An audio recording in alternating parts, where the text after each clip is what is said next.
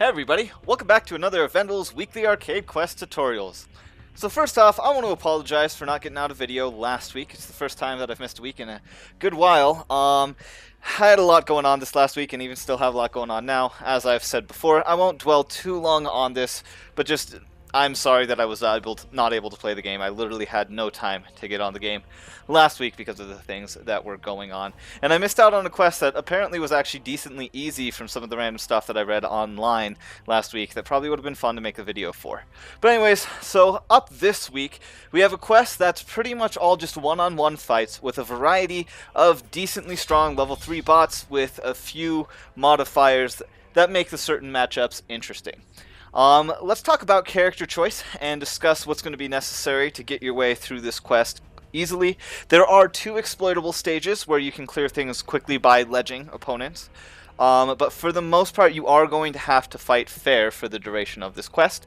And as far as character choice is concerned, I recommend a character that does not innately use hyper armor, because the game hands you a lot of uninterruptible anyways, and that hyper armor that you get from uninterruptible is, you know, if you have a character with hyper armor, then you're not capitalizing on it at all. The characters that I'm going to show off this week are, as usual, my Aramusha, but then in addition to him, I'll also be showing off the Shugoki and how to handle these particular fights. And the Shugoki has an interesting matchup, particularly in Phase 3.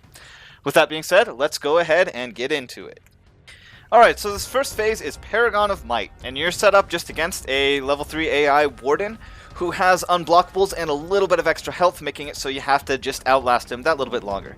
There is an available way to cheat this, as you see right here. There's a ledge that's very easily available. Additionally, you can fight him by any of the steam baths and attempt to take him out utilizing those. In fact, I think I do in one of these videos, but we'll see as it goes along.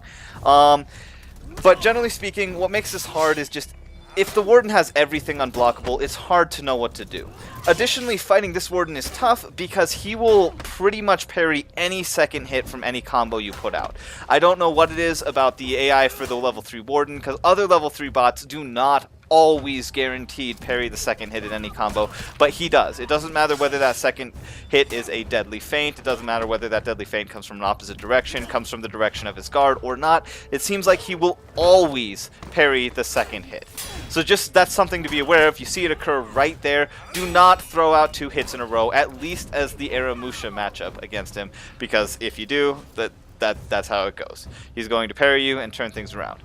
Against the Warden, the most important things are to remember to really be on top of your A game for dealing with his bash, and occasionally expect him to feint and try to carry through it, especially if you're playing the Aramusha. Your hyper armor allows you to actually kind of protect yourself. I mean, sorry, not your hyper armor. Your guard immunity, guard break immunity on your attacks allows you to protect yourself from some of his feints fairly safely. As the Shugoki, there's a lot of different methods that you can try to use to actually do damage to him. Of course, one of the main goals during the fight to maintain your hit point advantage is to try to throw him into walls, but keep in mind that he is going to be very good at feint gaming you, and so there's not a lot feint gaming and parrying you that you can really do. I admit I kind of just ended up getting lucky here, as you'll see in just a second, but there was really no seriously safe method here. I didn't deserve that hug, for one thing. Throwing out lights and utilizing the hyper armor doesn't work itself, but certainly utilizing steam vents or edges do work. And for some reason, the AI just kind of, if you get him into one of those steam vents, will just stand there for a second because he doesn't know that he's about to die, or I'm not really sure. They're just not coded well to deal with it. Alright, moving on to Phase 2, the Paragon of Bravery. So for this phase, we're pitted up against a raider. The very first time I attempted this quest, I was kind of just stinking around, and you'll see what happened quite quickly here, and it'll show you an example of how you can cheese this one to make it very easy. You have Unblockable, but with a raider that has uninterruptible, she seriously has the advantage, and that's because even if you're unblockable, she can still just carry through your, her attacks through yours, and she can turn them around and guard break you very easily out of whatever you're doing to turn things around. And that in particular you see during my run with the Shugoki a little bit later. But if you want to, you can just take her up here and then attempt to get her off the edge effectively. And if you get lucky, then it's pretty much a guaranteed kill, of course. The AIs do not react fast enough to dodge getting ledged. So, I mean, to dodge any drop attacks. And so that's the easy way to clear this one. And it was kind of hilarious because I went through and I was like, I'm just going to do this. I'm probably going to die by going up there on top. And I got the clear on the first time, so I didn't end up getting a lot of footage with my Aramusha run. But anyway, so during the Shugoki run, this one I tried to fight head on. Do not go out there and fight her in the open field. Reasoning for this, all those archers that you saw during my Aramusha run up on that hill can shoot you if you're around that corner, and they will stagger you out of things and make your life miserable. With the Shugoki, one of the biggest things you have that's important is your hit point management that you can utilize. Also, because of your Unblockable and her interactions with Uninterruptible, if you can throw out a lot of small light attacks, it's fairly safe and easy to just like get damage in via just hitting her during her time in, you know, just neutral, where she just doesn't even react, and so you can stack some damage utilizing your Unblockable. So the trick to this fight is just stack as much little mini unblockable damage that's not going to open you up to vulnerabilities too much as possible until you get close enough to make the kill, and play generally defensive other than that. Moving on to Phase 3, Paragon of Renewal. Alright, so for this phase we're up against the kensei. To me, this was personally the most difficult phase. And that's because the kensei has such a strong health regeneration as well as the max hit points. He doesn't have anything super special, and you are unblockable and uninterruptible, but interestingly enough, the enemy can use that uninterruptible against you the same way that I employ it against him. In the last fight, where because of the uninterruptible, some of their attacks will not stagger you, and therefore bad things will happen to you. For example, when you're uninterruptible, one thing you never ever want to do is throw out a heavy when you're out of stamina, because the enemy won't even need to parry it. He can just dodge and then hit you like 3 times where you're just still carrying out your animation, and it's a death sentence. So what you're seeing right here is an interaction that I thought was a little fun, but that is a strategy that obviously doesn't work. Trying to repeatedly go for hugs with the Shugoki throwing against walls will not work because of the positioning that happens after the successful hug, and because his health regeneration is so high that you barely end up coming out on top most of the time, and you have to be able to do more damage to this kensei than he heals, obviously, to actually come out on top. That being said, your hugs definitely still do help. It can be a good way to just initiate the fight before getting into it, but you need to rely on other things. One thing that I did notice is after standing up, for some reason this kensei, and this happens repeatedly, really likes to throw out a guard break, which if you have guard break immunity during any R2, any heavy attack, you can utilize that to just punish him when he tries to go for that after you've knocked him onto the ground. So a character with any kind of grounding move is going to do well.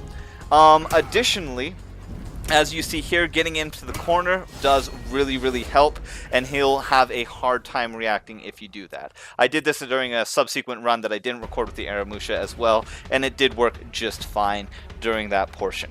When fighting him with a character like the Aramusha, again, just like you saw with the Shugoki, another thing you can do is utilize your uninterruptible stance to just tank one hit of his and then get him into the wall so that you can do a heavy hit.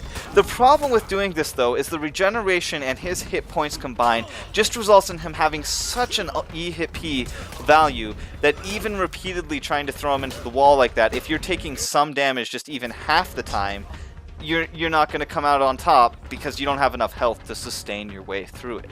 So if you're a character with health regen, that helps, but for the most part, obviously, those characters, that's pretty much just the Shugoki and the Shaman, so you kind of have to carry through with the fight and just perform admirably. There's no other safe way to do it. I don't recommend, like I just said, I'll say it again, do not try to overutilize your uninterruptible stance to get guard breaks off tanking damage, because if you do that and if you rely on that and you damage trade with him, you're going to end up the loser just because he has so much more sustainable hit points than you do.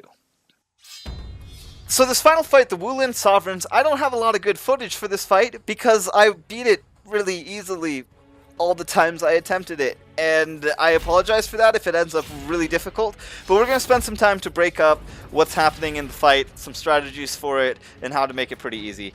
All of the enemies here, you know, they have a few things that give them some extra strength, but you have hit point regenerate 3, the same level as that kensei you just fought, uninterruptible and unblockable, so you're going to be a serious threat to deal with, and they're not going to have anything that they can do to actually stop you outside of bashes during the course of the fight. What you don't do is what I do here when I was just kind of exploring and feeling out the area and didn't know what I was getting myself into, and put yourself into a bear trap. That's obviously not how you go about this quest. Rather, the way you should approach this quest is engage them as fast as possible. There is a ledge up there that you can utilize to get some extra kill speed, because you do have to kill them all very quickly, and you want to utilize this attack buff so that your kill stress is even lower and they stay dead for longer. I mean, not stay dead for longer, but so that you don't have to get them to such low values before. Trade hits on different opponents so that you're killing them all in quick succession, and then you'll be just fine. And as you see there, this was literally my second attempt right after that failed attempt that you saw before. It's just a flurry of R2s, target switching, and then finishing it by kicking a guy off the edge. Very, very quick, very, very simple, because you're uninterruptible. As long as you have a combo like that, you're going to do just fine. Even if you don't have an infinite combo, that uninterruptible stance still should allow you to do things as long as you're canceling out into any further combos that you have. If you have to go defensive and utilize revenge, that's very acceptable too. You'll get revenge just fine, and your hit points will regenerate while you're in revenge, so it's very safe to do so. This phase, despite being intimidating because you have to kill all 3 of them at the same time, is really not that bad because of the sheer attack power they give you, the ability you have to just control the pacing of the fight with your uninterruptible and unblockables, set them up so that you're hitting external opponents, and you'll do just fine. And like I said, if you need to go defensive for a while, just do that. I've beat this one 3 times. Like I said, I haven't had a lot of free time lately, so, you know, there's that. But again, you see the strategy here is just pick your targets, spread out the damage, and then take out all 3 at the same time. During that phase with the Shugoki, I didn't ledge a single one of them. It was just utilizing the attack buff and then just carrying through with heavies. So again, let's go back and just recap on character choice. Personally, a really good choice for this, even though I didn't run her. If you have her, I bet the Shaman would perform very admirably in this quest. And that's because she has health steal, which can allow you to kind of come out on top during some of the fights where you have to sustain a little bit more. She also has no innate hyper armor, so a lot of her moves will gain hyper armor from the uninterruptible stance, which would be useful to her. And she has some decent pushes and shoves if you want to make use of some of the ledges. So in my personal opinion, Shaman is probably the best pick for this quest, but really just you can do this one with anyone for sure, and the hardest parts are certainly the one-on-one phases. With that, I hope you guys all enjoyed this video. I'll be back on my routine real soon, like I said I would, but for now, just remember, modifiers modify your playstyle, and with that, have a good week. Vendel out.